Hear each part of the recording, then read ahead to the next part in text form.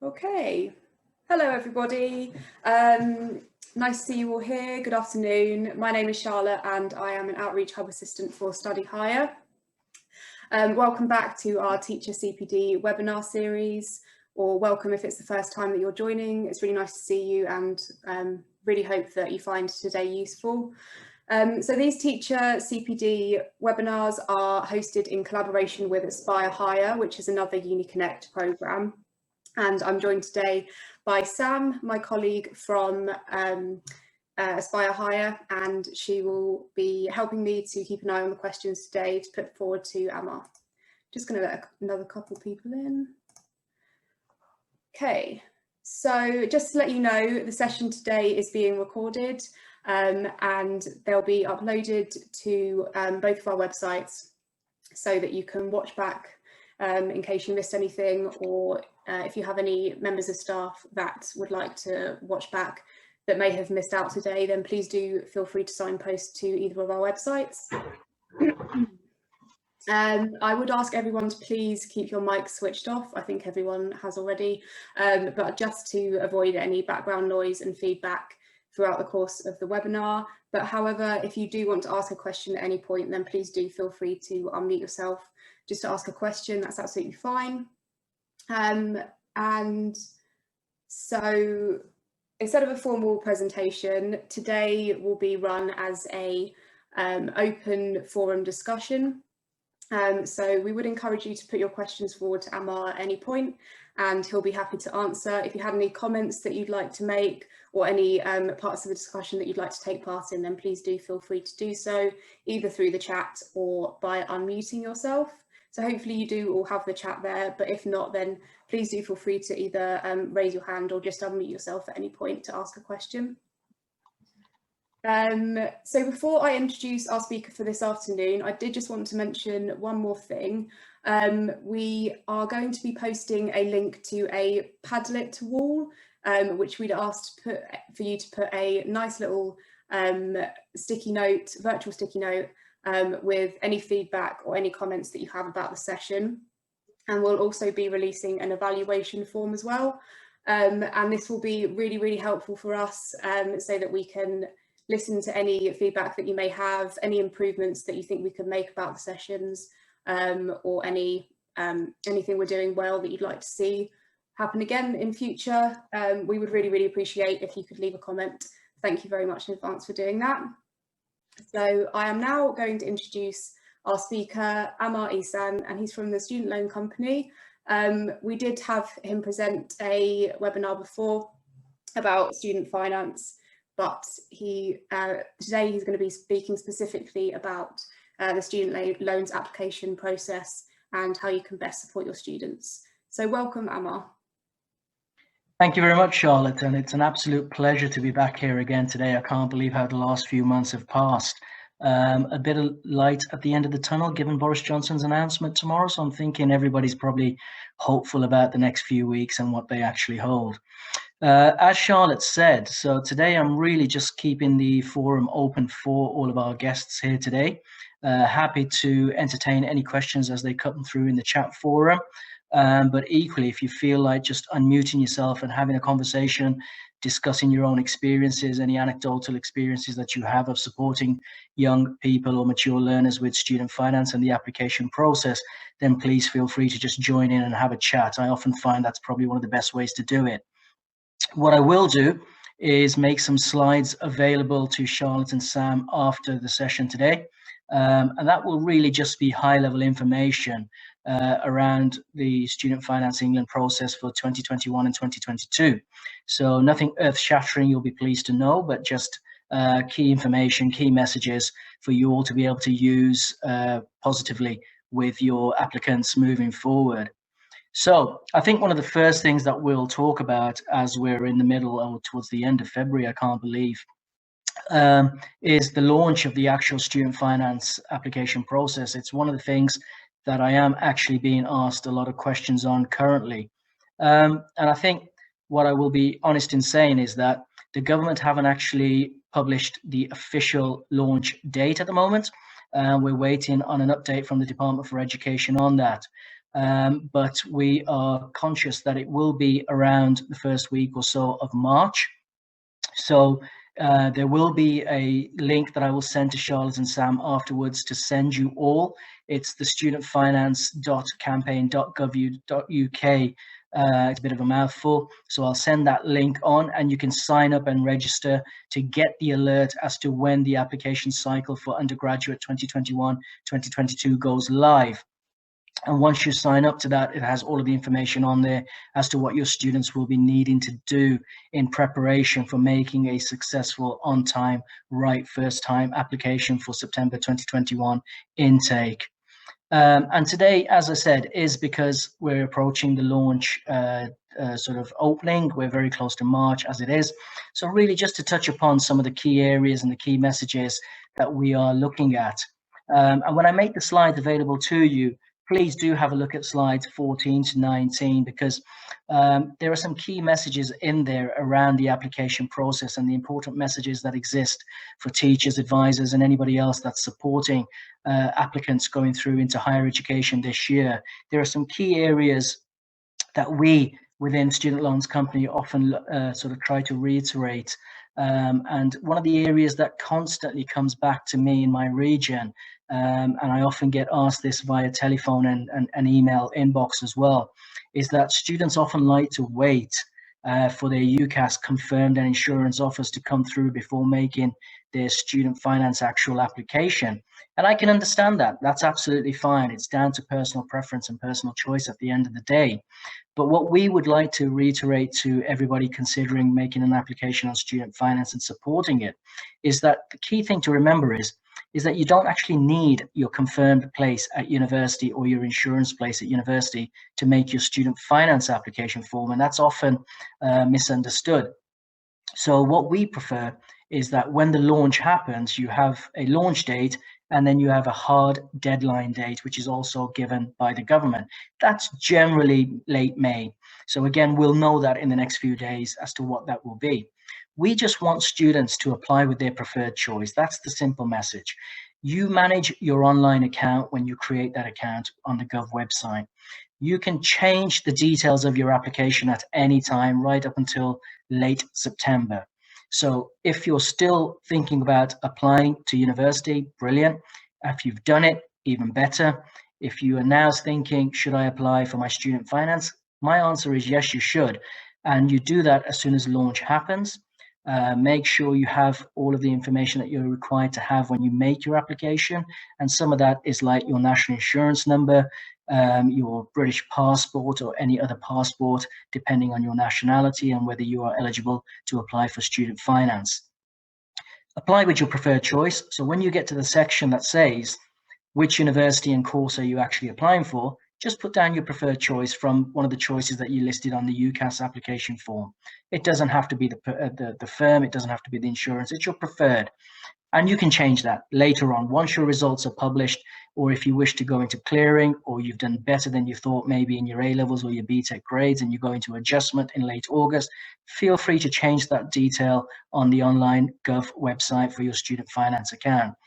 That way, your application is completed, you have submitted it to us, we have had enough time to process that application and make an assessment of what you are entitled to with regards to your maintenance support and any of the supplementary grants. By doing that, you're avoiding applying late. One of the things when you do get the copy of the slides, and I said have a look at some of the slide numbers towards the end, is that you'll see that we've put some percentages down that identifies different regions in the country by undergraduate application rates for the last academic year of 2020. And in the Midlands, both East Midlands and the West Midlands, the East Midlands is higher. The West Midlands is around 61.3% in the last academic year of every full-time undergraduate applying by the prescriptive May deadline. So again, we want to try and reinforce the importance of that.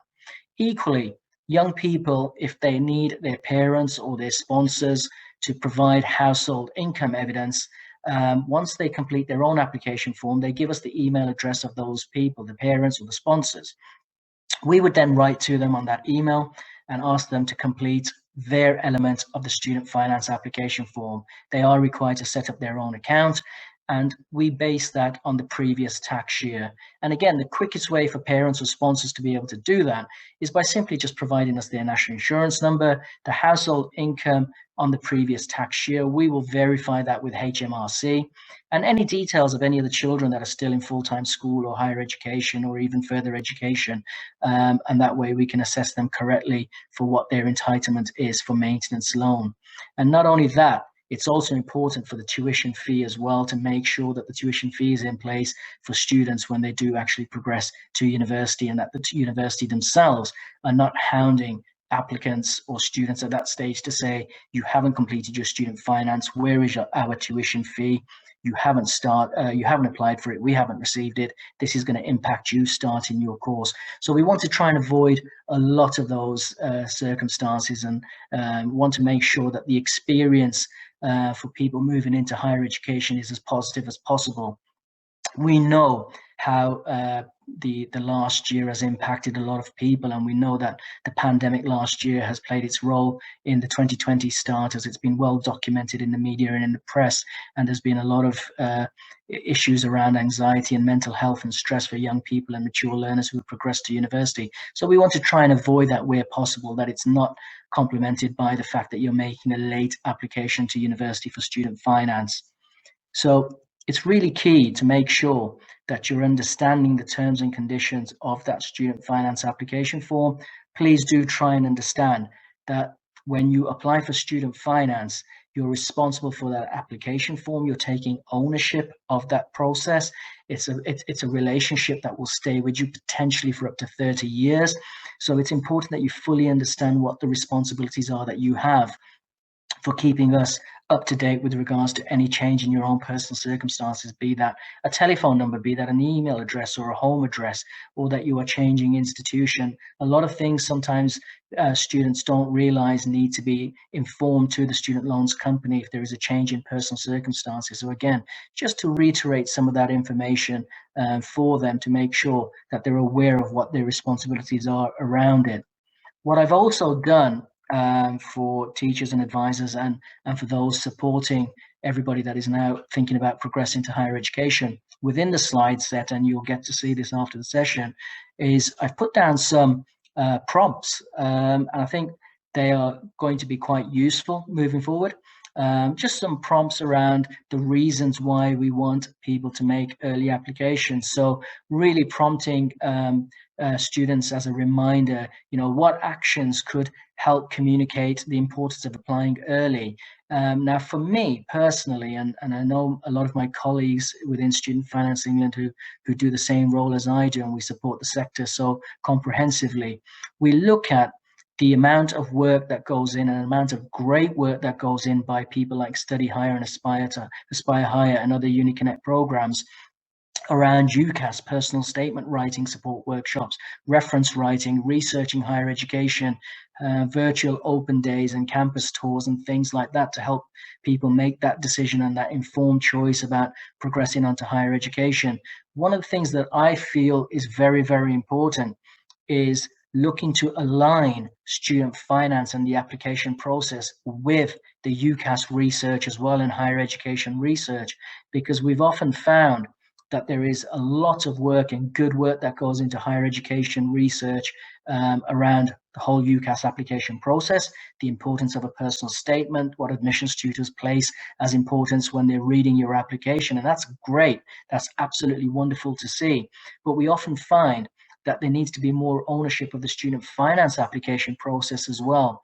And I'll be the first to say, I understand sometimes student finance can be quite a daunting area and a worrying area for people to be able to support applicants with, or even for the applicant themselves.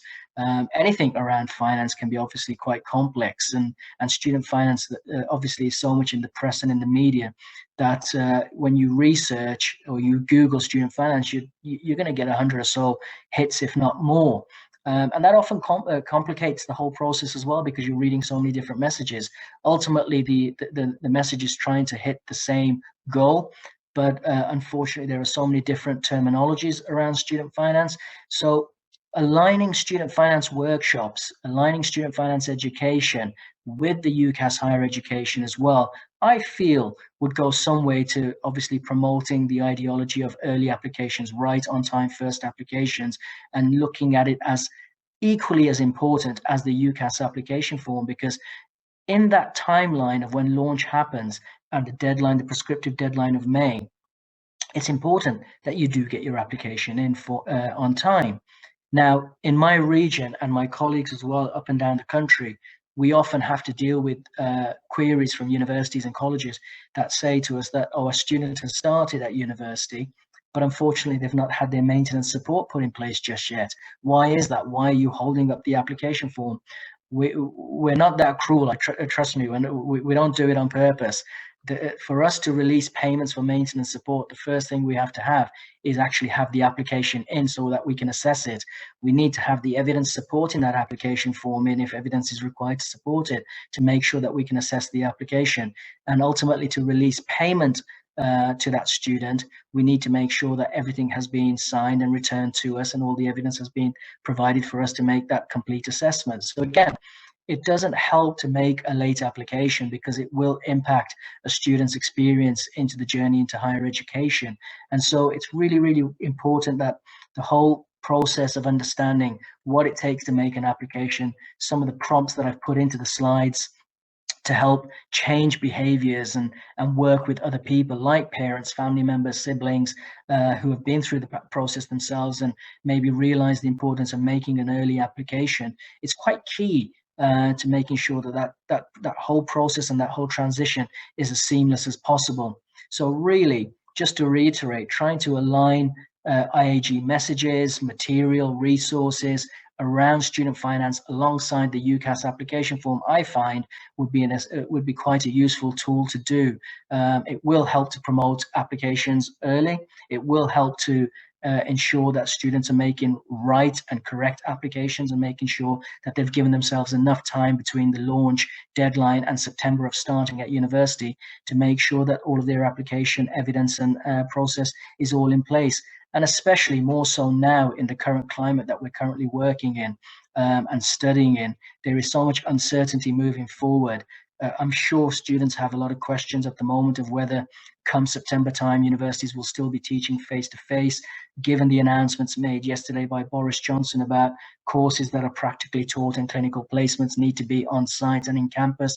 That's great.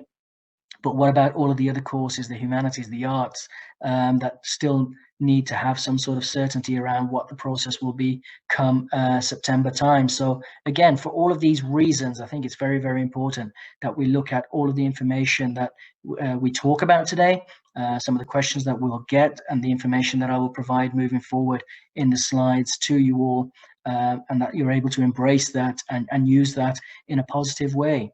I think I've probably said quite a lot already there, Charlotte and Sam. I'm not sure if we've had any questions coming through. I did provide some information yesterday, and so there will be some links made available to you, especially around the whole student finance impact for EU and Brexit. I can't comment too in depth around that at the moment, and that is because government haven't approved final regulations around the Brexit policy on student finance. We have successfully run over the last 2 weeks a couple of webinars. Our final one is tomorrow, and we've had just over 1,200 people register and attend those webinars.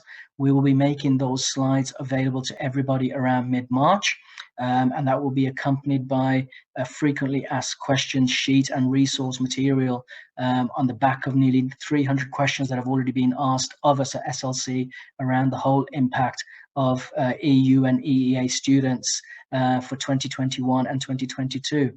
But I'm sure there will be some questions this evening, or this afternoon, I should say, around that. And I will do my very best, very high level, to try and speak on it.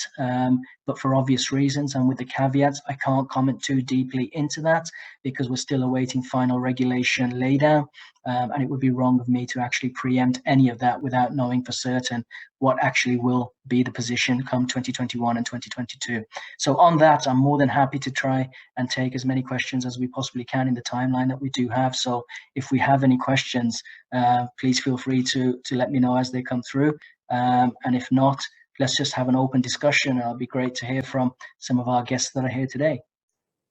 Thanks, Ahmar. We've had one question come through from Becky, and it is, what if a student has an out-of-date passport? Can this still be used as ID for a student finance application? So generally speaking, the passport does need to be current and in date, but where they don't have one, we will accept an applicant's declaration identity form. So it's known as an ADIF form, and that's countersigned by a person who has known that individual for a certain amount of time. The list is quite long, so that could be a GP, it could be a solicitor, it could be a police officer, it could be a teacher, a careers advisor, whoever it is that knows that individual. So it's countersigned by them, and that has to be accompanied with the original birth certificate as well. Brilliant, thank you. I think there was a couple of questions that were pre-submitted that you said Sure. you were happy to go through today. So do students who drop out of uni midway through pay the full yearly fee? Yeah, I think that's a very good question. It's something that happens quite a lot, unfortunately. And I think the first thing to say is that dropping out of university shouldn't be seen as a taboo subject, and it shouldn't be seen as a negative. I think is it the National Student Money Survey organization surveyed in 1920 or 2020, I think it was, surveyed a group of students in higher education, and they said that at one point or another, 59% of students at university had considered dropping out of university. So it's something that does happen. It's something that comes into consideration for students for a variety of reasons. But in order to answer the question specifically around liability, and I think that's where it goes, the regulations and the policy around liability is quite clear. So the way that we pay tuition fees to a university or to a higher education college is that we pay them in 3 installments. So we pay 25% in the first term, 25% in the second, and 50% in the third term. So if a student starts in September, between September and December, the Christmas holidays, we generally pay the 25% once the student has started at that institution. So the student becomes liable immediately for 25% of the full tuition fee. And if my maths serves me correctly, that's roughly £2,300. I'm not great at maths, so please do correct me if that's the case. Whereas if a student studies 2 terms, then I think it takes it up to roughly just over £4,000 or something like that, or £4,500. So basically, it's based on liability. So if a student starts term 1, completes it, starts term 2, but drops out halfway in term 2, they're still liable for the full 25% of that term 2, because we would have paid that tuition fee to the university. So the balance of the tuition fee, we know in England, the tuition fees are £9,250 per year. So if they've utilized 2 terms, they're liable for that 2 terms balance of tuition fee, which is roughly £4,500. That's a circa figure. We would have to work out exactly the full amount for them. Whereas if somebody completes the full year at university and then drops out after their first year, they are liable for that full £9,250 to £9,250 for that tuition fee. But I think it's also important that anybody that is considering dropping out of university, or if you're supporting students that are starting to ask these questions in view of the pandemic, for the students to really do a lot of research on this and speak to the university student advisors, speak to careers advisors, speak to the Student Finance England helpline number, and really get as much information on it as possible. Because what we also find is that students don't really realize the full implications of starting a university course or a degree, dropping out after 1 year, going to another university, starting the first year again, dropping out. You're using up what's known as your entitlement. So generally, we only fund ordinary duration plus 1 year. So if you go to an institution and spend 1 year and then drop out, you've utilized 1 year of your tuition fee. Therefore, it is minus 1 year of your remaining entitlement. And there's a lot more information on that. I'm not going to verbally cover it now. I'd start to confuse people. But there's a lot more information on that. But again, the key message here for anybody that is thinking about studying at university, may be hesitant or reluctant because of what's going on in the current higher education sector and the situation with the pandemic. My advice, or my suggestion, not necessarily my advice, my suggestion is get as much advice as possible from the university, the student services advice teams, the student finance within the universities themselves, and get as much information as you possibly can to understand fully the implications of possibly dropping out. I do apologize, my screen has auto-locked itself while I unlock that. Here we are, we're back. So get as much information as possible. But yes, it contributes to what's known as your liability dates.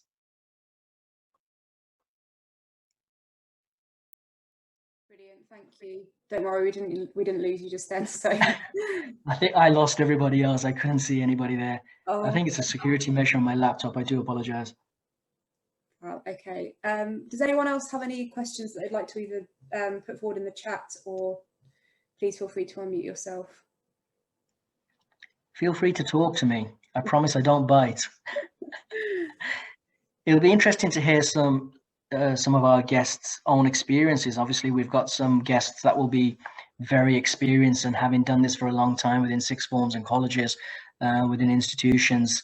So it'd be great to hear their own experiences, or even some of the things that they're being asked at the moment and some of the concerns that students and parents might be actually presenting forward, thinking about going into higher education. So it'd be great just to have a more generic, broader conversation on the whole topic of higher education and the impacts that the pandemic has had. I know I've had in the past, in previous conversations, some wonderful conversations with practitioners and UniConnect programs and guests around this whole topic. It's a learning process for us all. It's something we've not been used to, and it's definitely an unusual year and a bit so far. So let's see what happens moving forward. But yes, I'll be happy to just have an open conversation if anybody wants to brave the microphone and come on and just have a chat. Unless I've stunned them all into silence.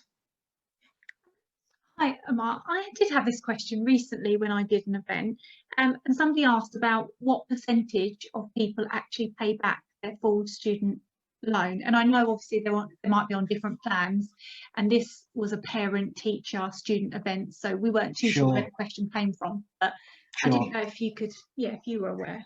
It's a good question, Becky, and it's a bit of a broad question to actually answer, because as you will imagine, the repayment plans at the moment are the old Mortgage Star, Plan 1 and Plan 2. So there are 3 different plans in place at the moment, and each one of them has a certain length of time to pay over. But what I will say is that repeated studies and guidance and information from the Institute of Fiscal Studies reports that, generally speaking, people on the Plan 2, which is the post-2012 student funding model, they report, and if memory serves me correctly, it's nearly 84 to 85% of those graduates will never repay their student loan. Now, you would ask, if that's the case, how does this model work? Well, at the moment, this is the model that the government has in place. It's the one that works. There are different schools of thought on it. What we have to remember is that SLC is the administrator of those funds. We apply the policy. We do have a high proportion of students that do enter into repayment and do pay it. I'm certain if I ask the question of our repayments team, I'm certain I'd be able to get that information for you. Leave it with me. I will try and get that information and email it to Charlotte and Sam, and they can forward that on to you. But I can fully understand why you're asking that question, because it is something that parents, teachers do get asked, young people do ask about, and it's a good question to actually ask and understand that, given the way that the modeling of the student funding model as it currently exists work, how many people actually end up paying and reinvesting back into the government's education fund based on this current Plan 2. So leave that with me. I will get the percentages for you based on the current Plan 2. I can certainly try and get that information for you and pass that on to Charlotte and Sam. Thank you so much. You're welcome. There was also one other, just around furlough. So it's my understanding that if somebody maybe has been furloughed, they could ask you to look at like this year's tax year, rather look at the previous tax year. Is that right? Right. So you're absolutely along the right lines there, Becky. What that means is that generally speaking, so I'll deal with new applicants for 2021 and 2022. So anybody thinking about starting in September 21, we always ask for household income evidence on the previous tax year. So this, for 2021 starters, it's going to be 19 and 20, the full tax year that we ask for. So at the point of household income being provided to us, where students, I do apologize, my screen has locked itself again. So if you see me fidgeting on the screen, it's because of that. Where they have an impact to households through furlough, through a reduction in salary, whatever it might be due to the current pandemic, we do have a system in place, and it's known as the current year income assessment.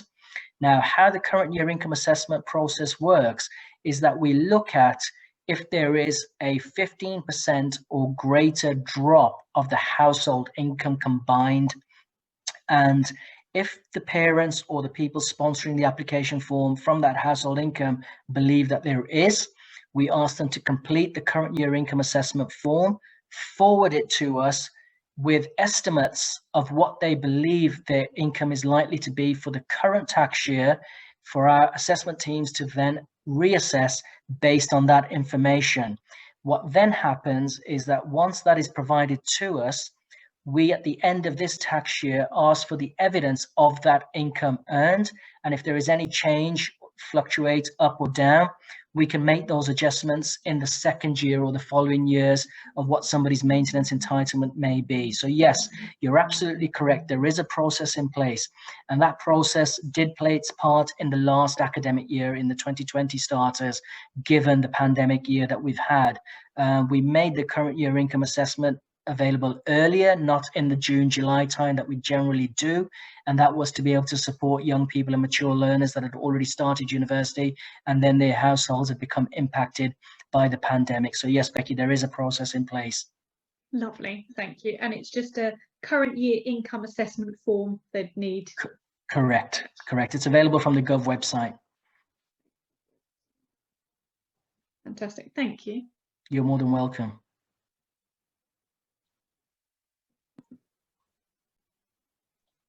Do we have any other brave hearts? Hi, it's Anne here. Just a quick question. Are you thinking there's going to be any delays due to COVID this year on your end, or are you confident that that process will go okay? Not sure I fully understand the question, if I'm honest with you, Anne. When you say any delays due to COVID, what are you referring to specifically?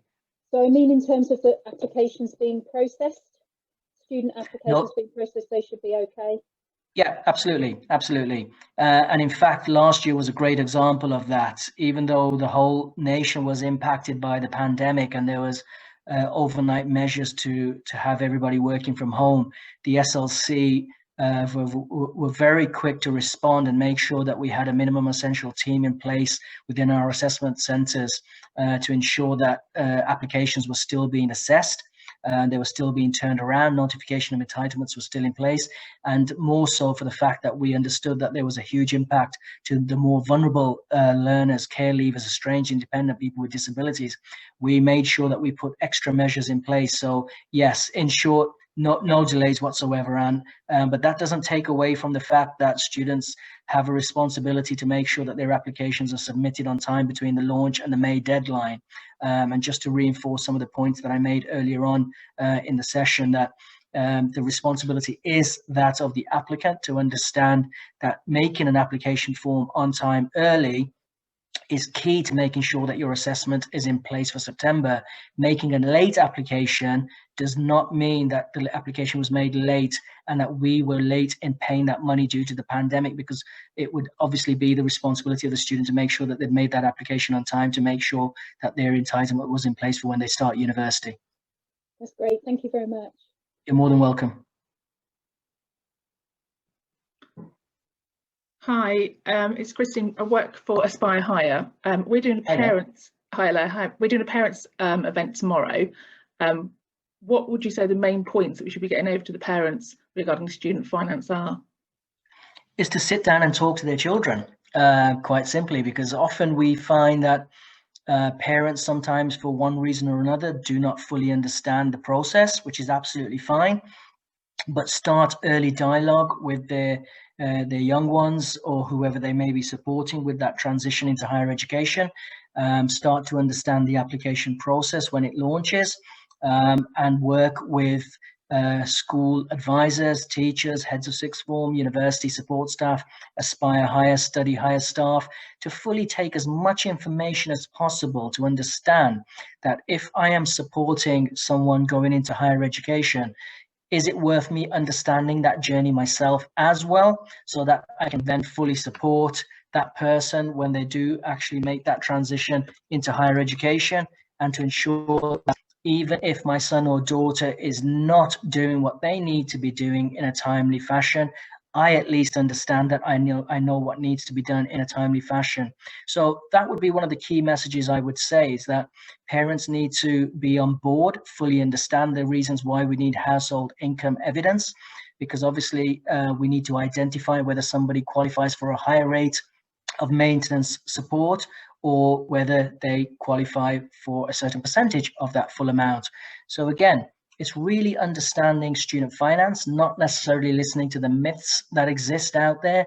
Unfortunately, there are still a lot of myths out there. There is a lot of scaremongering. We know the attention that SLC receives in the press, in the media, but more importantly, to receive the facts and look at the facts around how student finance works, how repayment works, how the application process works.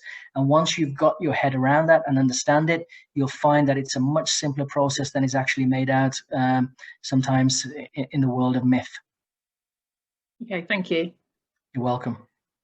What's your feeling, Christine, on what you're going to be asked tomorrow? Because it could be any sort of random question to do with the subject, couldn't it? Are you feeling all right about it?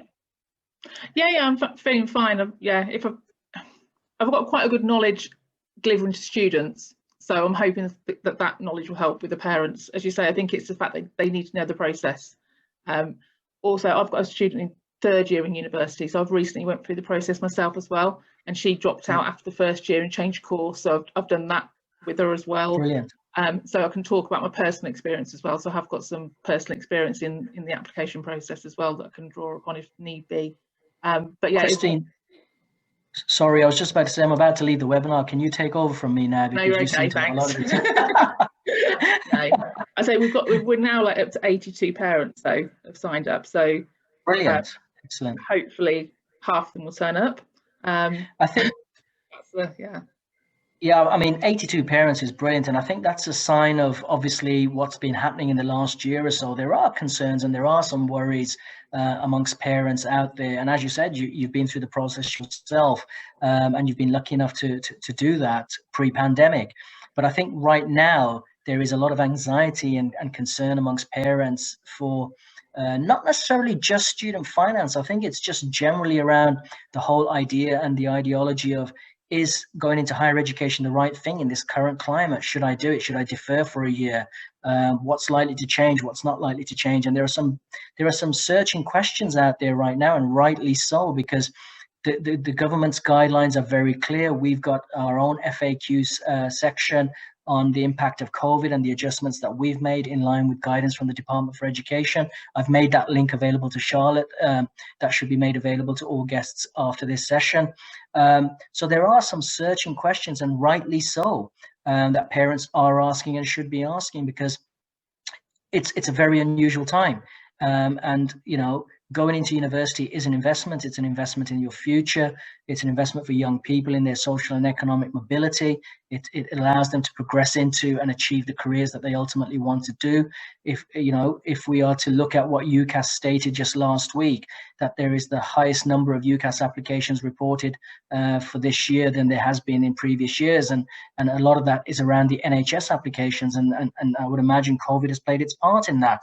So there are a lot of variables playing their part in the last 12 to 14 months, and affecting and impacting behavioral patterns, I would imagine, for making those decisions. So yeah, good luck with that event tomorrow, and I'm sure you'll get some great questions. Hopefully. Can I just ask, I work in a sixth form college with a sort of wide range of intake of students, and I just find year on year, nothing to do with COVID really, that the new, you know, the myths that come out in the media talking always about as a huge debt that the students get, it really puts off those students who we're really trying to encourage to consider university. It doesn't put off the ones whose families have always gone to university and it's all, you know, they know everything inside out. But those students that we're trying to encourage, there's so little understanding because of the terminology used in the media. And I don't know what can be done about that, but somehow some really easy advertising, which sort of pulls it all together without having to go through an enormous .gov website to try and make sense of it, needs to be out there somehow, doesn't it? Well, Juliet, I am so glad you brought that up. And the reason is that I'm an advocate of higher education per se. I'm an advocate of education full stop. I'm a careers advisor by profession, many years in FE and HE myself. We've done a lot of work at SLC and specifically within our team around the use of terminology. And we steer away and advise people to steer away from the terminology of debt for the very reason that you have just mentioned. If there is to be true widening participation and access to higher education or further education, I think there needs to be a shift in a psyche from practitioners, from parents, from all of us that are involved in supporting people, and especially the most hard to reach groups in raising those aspirations to higher education, to embrace that the use of debt immediately puts a barrier up to anybody considering higher education. I think the word debt comes from the word loan, doesn't it? So you can't go loan to tax very easily. So you take away that term loan somehow, don't you? Well, this is it. And in one of the points made in the Augur Review of 2016 was a possible change to the name of the way that student funding exists, and rather than calling it the Student Loans Company or Student Loans, maybe looking at renaming. But until we're there, I think what we need to be able to also distinguish is that we're not a commercial company and it's not a commercial loan. This is an investment in people's future, and the way that the repayment works isn't the same way as a mortgage or a car installment payment works. Nobody's going to come knocking on anybody's door, and until we fully understand that, you know, we all know that, but how do we get that to a family with a 16, 17-year-old who's being put off? How do we do that? Well, I mean, I can't sit here and advise you personally of how you would do that to a family of a 16 to 17-year-old. What I will say is there is an abundance of resources from us at SLC on our student finance campaigns, our YouTube videos, the work that we do that's shared with the student room. And one of the links that I'm making available to you all after this via Charlotte and Sam is the Student Finance Media Campaign link, which allows you to sign up for when the launch will happen, but a lot more information on the whole idea, the whole process of student finance application forms. And I think it's a challenging question. I think it's a challenge that will always remain. Higher education isn't for everyone, and I think that will always be the case. But if we are all collectively trying to raise aspirations to higher education, in answer to your question, how do we do that? We do that by reinforcing not to use the term debt and using terminology that is different. Because what we have to remember is that transitioning into higher education is an adult learning environment. And amongst student finance, there will be other matters that these adults, once they go into the world of work, will have to deal with: national insurance contributions, income tax, pensions, mortgages, rent, other finance areas. So if we start early embracing and helping them embrace that this is part and parcel of that adult learning environment, and that this is an investment in your future, this is how repayment works. Here are the facts around how student finance works. Whether you watch a Martin Lewis video, whether you watch a Student Finance England YouTube video, whether you look at the resources from Aspire Higher or Study Higher, whoever it might be from, it's by continually reinforcing that message that no, this isn't a commercial debt. Because I get asked this question all the time. Is it likely to impact my son or daughter's mortgage application? No, it's not. But does the bank have a right to ask the question, do you have a student loan? Absolutely, they have a right to ask that question, because it goes to the same way of affordability as if you have a mobile phone contract or a car payment, or you're eating out 5 nights a week, and it shows that you have high expenditure. So they're well within their rights to ask that question, absolutely. But it does not go on a credit file. There is no 6-year term that it gets wiped off afterwards. And again, it's really getting them to understand the process of student finance, how it works, what the application process is, and the ownership for the student to have on that application process. Because remember, it's their application. They're the ones applying for student finance support for their journey into higher education, and to help them achieve what it is ultimately that they wish to achieve, whether it's a specific career or the experience of higher education. So I think you were right at the beginning when you said that rather than going on about personal statements, we should get this information into the year 12, the sort of lower 6, rather than wait till they've done their applications. I think that I should change that around, definitely. I couldn't agree more. And many years ago, in my own time of FE, of working as head of careers and head of HE transition, one of the key things I used to work on was student finance early intervention, to make sure that my students fully understood that it was an early application, they needed to do it, and they fully understood the terms and conditions around student finance. But I agree with you. I think early intervention, or possibly aligning it with the same importance that UCAS carries in sixth form schools and colleges. Yeah, thank you. Thank you, Julia. I would say as well, we did an event around student finance, and we had a parent ambassador, because we have lots through our university, and the feedback was so fantastic around the parent ambassador. And I think it's all well and good sometimes us saying, you know, it's this, it's that. But it's sort of like there could even be a distrust there of like, well, you know, my job is to, you know, support students get into higher education. But because there's this parent there and just really plainly explaining their experience of their child going to uni and student finance, just the feedback was just wonderful from them. So I'm trying to get them along to future events, actually, because I think that's the way forward, really, to hear it from lots of parties. Couldn't agree more, Becky. I think life examples, real case studies, whether it's a student, whether it's a parent, whether it's an estranged student, an independent, a care leaver, to obviously talk about their own experiences is so valuable in the current climate. And you're right, often we are seen as the positions of authority, saying what they expect that we should be saying anyway. So hearing it firsthand from people who have been through the process, understand it as a parent or as a student, talking about their own experiences, that's invaluable as far as I'm concerned, and that reinforces peer-to-peer support, in my opinion.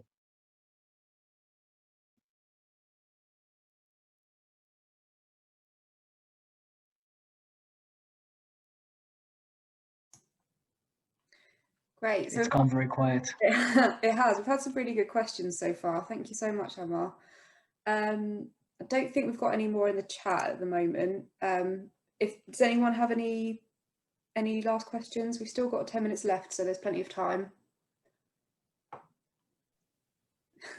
Sorry, me again, but I just wondered if you could just do a really sort of basic thing around the repayment, because I find that still stumps me a little bit. Sure. Around the interest rate, really, because that's the question parents always want to know. Absolutely. So basically, we know that there's a threshold, and the current threshold is the 2020-2021 threshold. That rises every year in line with average earnings, and the government make that decision, and it's something that will continue to happen.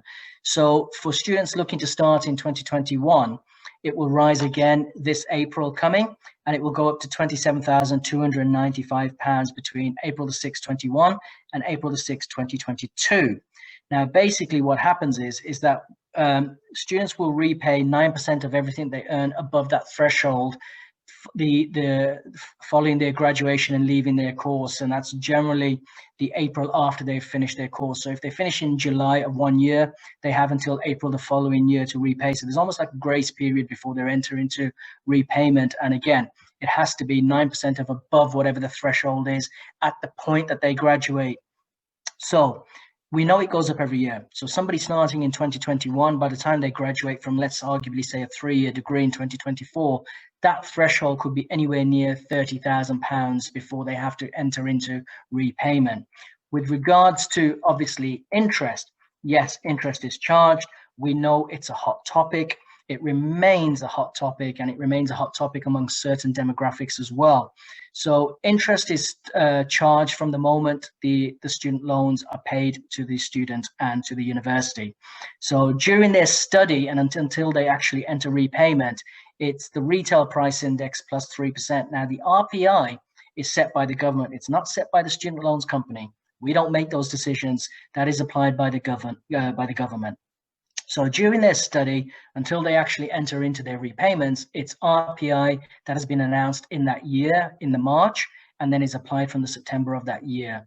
So that would be, for this coming year, it'll be roughly 5.6%.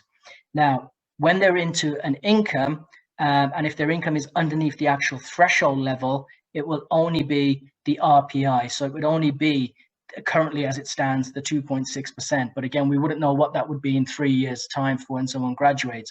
Then there are thresholds, income thresholds. So where somebody is between the income threshold of 27,295 up to shy of £50,000, I think it is. It'll all be in the tables and in the slides that I send on afterwards, so it's more prescriptive for you. It will be the retail price index plus up to 3%, not necessarily plus 3%.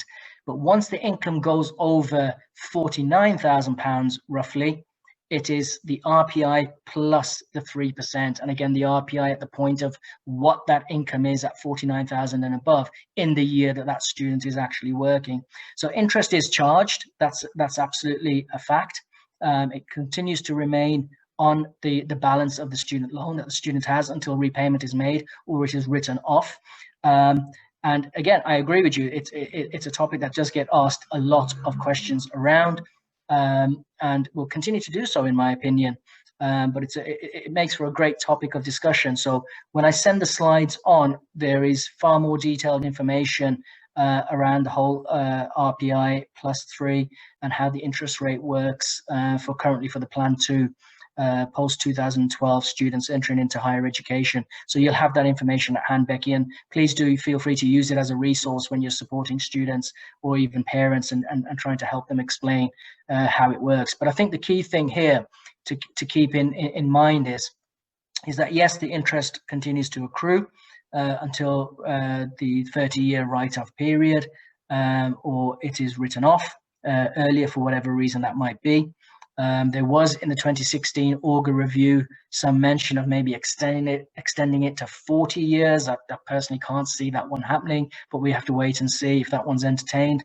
But again, just keeping in mind, everything is based on the repayment threshold. Yes, interest continues to accrue, but you only repay 9% above the earnings of that threshold. And if you fall below that threshold, the repayments stop, even though the interest might continue to accrue until it's written off.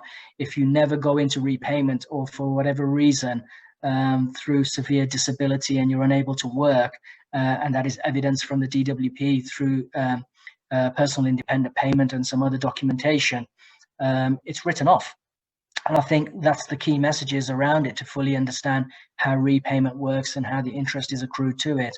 But the fact that the actual repayment is 9% above the threshold. And again, when I send the slides, there is a sliding scale table of rough estimates of graduate earnings and what those monthly repayments would actually look like. Right, thank you. You're welcome. We have a few more minutes if anybody else wants to have a chat or has another question to ask. Or if everybody's just desperate to get out early now because it's nearly 5 o'clock and wants to get a coffee and some dinner down them. I was just going to ask, I am right in thinking, I think it's Martin Lewis who said it, that if a student has the full amount of loans, they have to have a starting salary of 40,000, 43,000 or something, and then earn 4% each year above inflation to be able to pay off the loan. Does that sound Christine, if I'm absolutely honest with you, I can't comment on what Martin Lewis has said in his resources or his latest videos. I would have to have a look at that. The resources that I will send out afterwards will explain the income thresholds. Now, what Martin Lewis may well be referring to is, in order to clear their student loan balance, what they actually have to earn over a certain period of time. And again, it's something, without verifying that information, I'm not in a position to be able to comment on, unfortunately. Okay, yeah, I wouldn't want to do the maths. I wouldn't want to work out the interest and work out. So it's sort of like, do you believe him or not do you believe? So I thought I'd ask Steve. Yeah, I mean, my mental arithmetic can be okay on some days, but this close to 5 o'clock, no amount of caffeine is going to help me.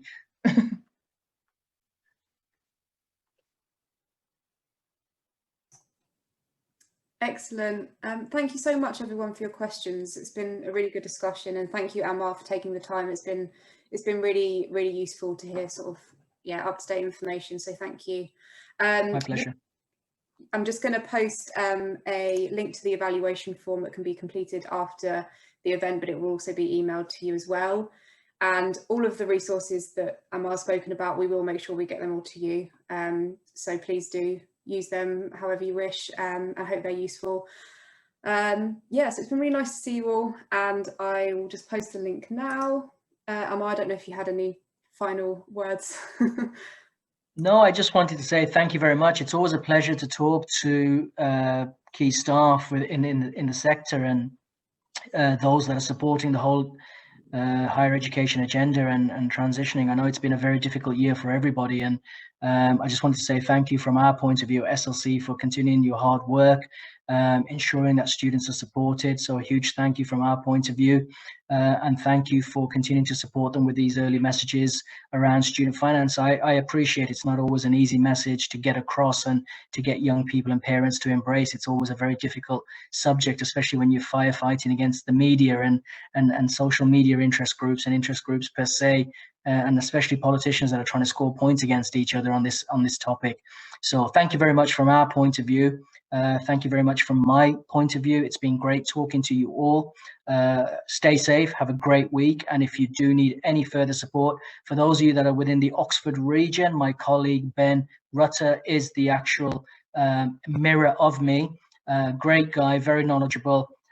He's been instrumental in our Brexit webinars over the last couple of weeks.